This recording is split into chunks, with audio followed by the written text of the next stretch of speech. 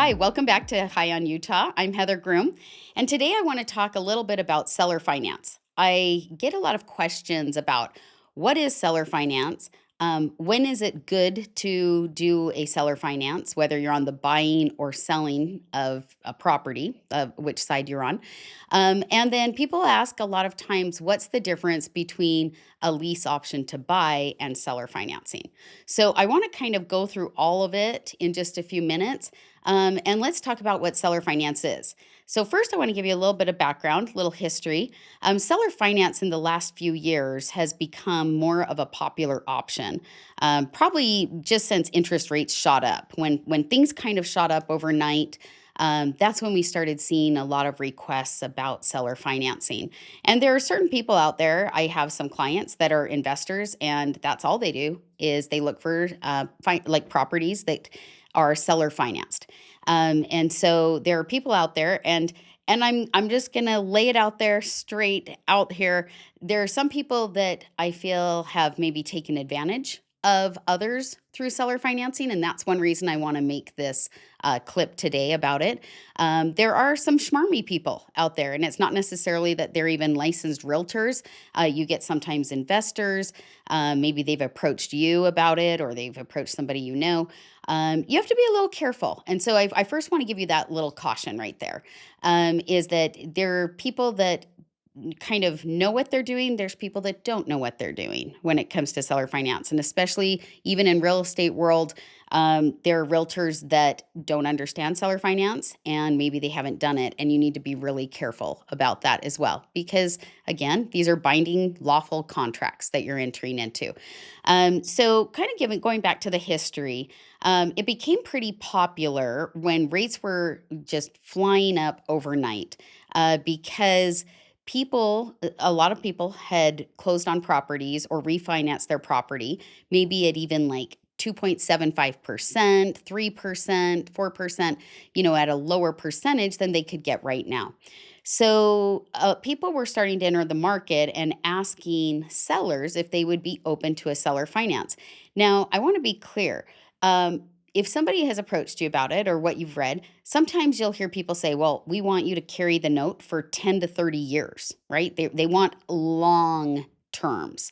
Um, I don't recommend that. And this is me personally talking and just in even what I do, because that's a long time to hold a contract. And it's a little bit of a gray area when it comes to your mortgage and the mortgage company. And so, I don't want to get into saying yes or no. And again, I always tell you talk to your CPA, talk to your lawyer, always, see what's best for you. And also give me a call and let's talk about your individual situation about seller finance.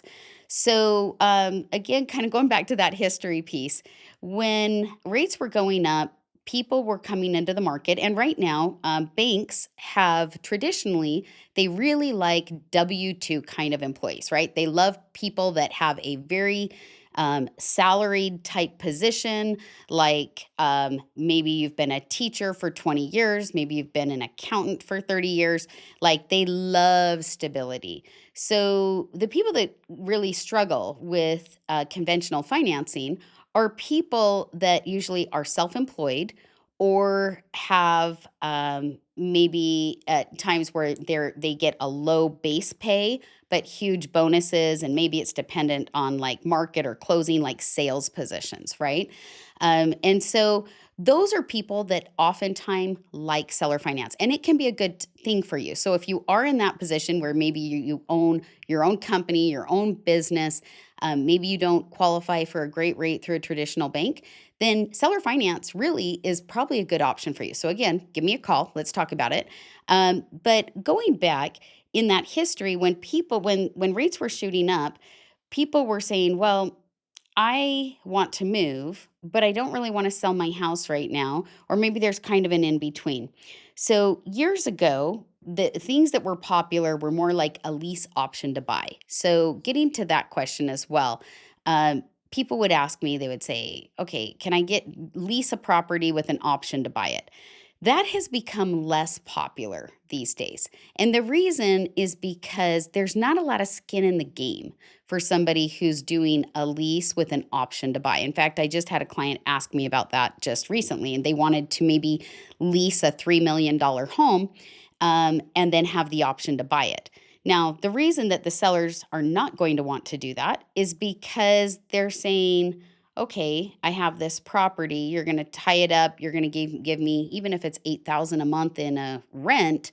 What if there's damage at the end? What kind of guarantee do I have that you're going to close? And what if the market goes down, or, and you have this option to buy, but you don't buy my house? It's meanwhile tied up them from selling their property. So, lease options to buy have become really less popular unless you're putting down a huge deposit. And we're talking a large, almost like non refundable. Sometimes it's refundable. But again, most people are not willing to do that. They really want something that has more like of a guarantee that you're going to close or refinance that property within 2 or 3 years. And so that kind of leads into the seller financing route, because with a seller finance, usually you're coming in and you're putting down a large portion of cash. It could be anywhere from 5 to 20%. I've seen even up to 50% cash, because sometimes people maybe own their own business, they have a lot more cash. Maybe their taxes don't look the same, and like the cash that they're getting. And so they're, and again, they've maybe gone to a bank and the bank has quoted them a higher rate, or they maybe just don't qualify, but they bring in a lot of cash, or maybe it's not consistent. So people in about 3 years ago, people then started realizing that seller finance would be a good option. So somebody that had to maybe move for a job but didn't necessarily need all of the money right then, they would maybe say, okay, I'm selling my $1 million house. I want 10% down. So they would want 100,000 in cash. I've seen everything from, and I like to just use round numbers. So that's why I'm going to give you an example at $1 million. So at $1 million, you could see people coming in, putting down anywhere from 50 to 200,000. So, I mean, we're talking anywhere from 5 to 20% down. That becomes non refundable. So that earnest money goes hard. And then they basically everything is up for negotiation, whether it's interest rate. So I've seen some people just do a pass through. Maybe their loan is at 3%, and they'll say, okay, we're going to charge you just 3%. I've seen other people say, my loan is at 3%. I'm going to charge you 5% because I know the bank is going to charge you 7%. So all of those terms are very negotiable. So percentage interest rate is something to definitely consider. And why it can be a win-win for both parties is because it might be a lower interest rate for the buyer that they could get through traditional financing, or maybe they don't even, qualify. And it could be a win for the sellers because now they're making money every month on that in between, because they have an interest rate at 3%, they're charging 5%, they're making a little money, and they get some of their equity back so that either they can purchase or rent something or whatever, but it gives them peace of mind as well. So this kind of became popular. Now, of course, there's companies that have spun off and they're trying. I get these calls every few days. Somebody calls me. In fact, I got one yesterday, and they basically say, hey, which of your listings is open to a seller finance? At this point in time, I don't have any that are open to a seller finance. Or maybe they're open to like what I call a modified seller finance, or like a shorter term seller finance. So, but there's people calling and they'll say, "Hey, I want a 10-year term." As soon as they ask me for a 10-year note, I say no. And I wouldn't recommend that, because 10 years is a long time. Now, what one of the questions I get from buyers is what kind of guarantees are there for them as well. So a lot of times we go through a payment processing company. So you still use a title company, you still have a closing.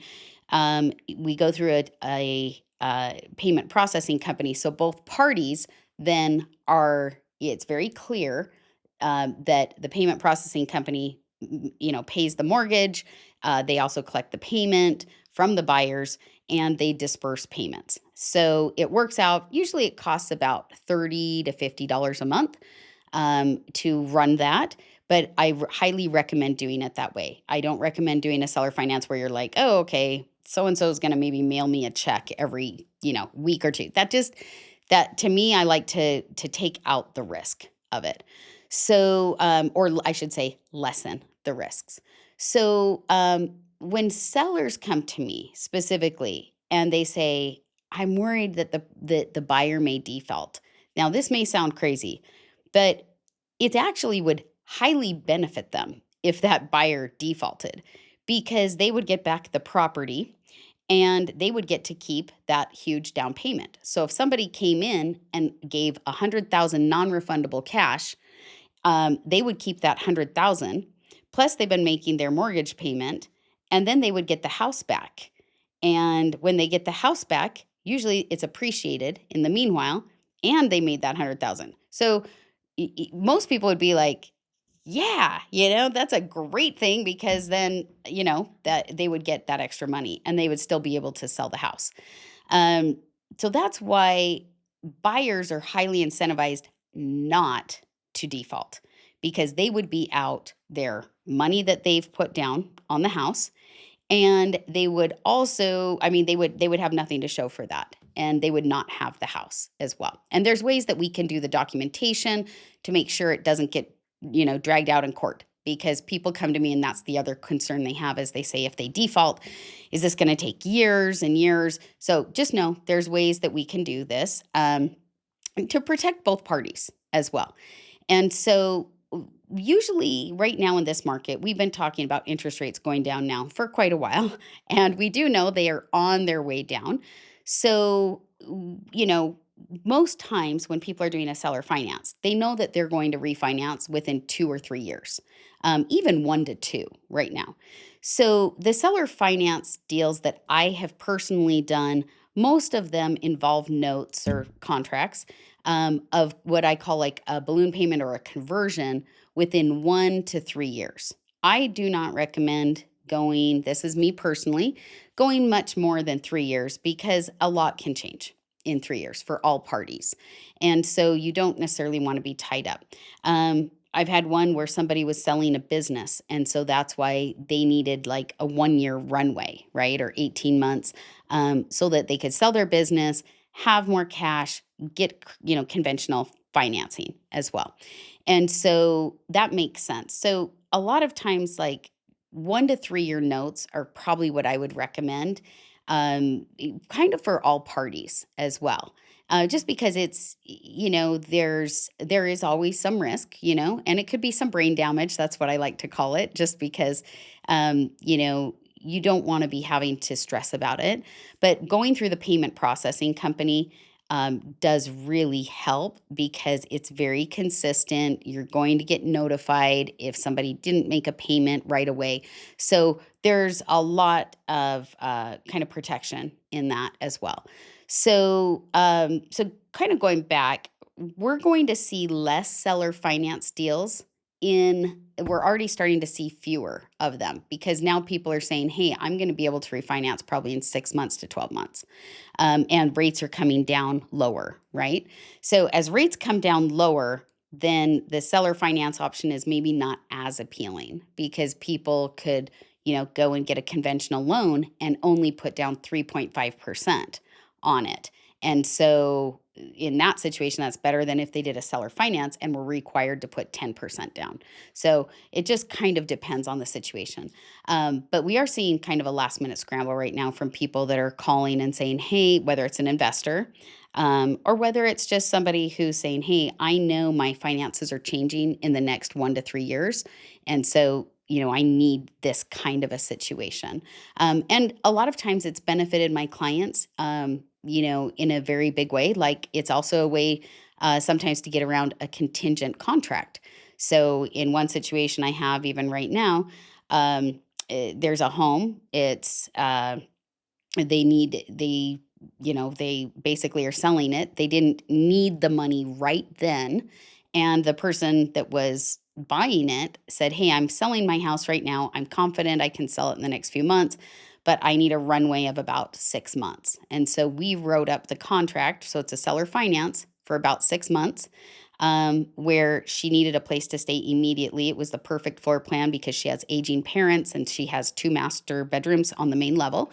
So they moved in right away. They're making a high lease payment, basically a monthly payment.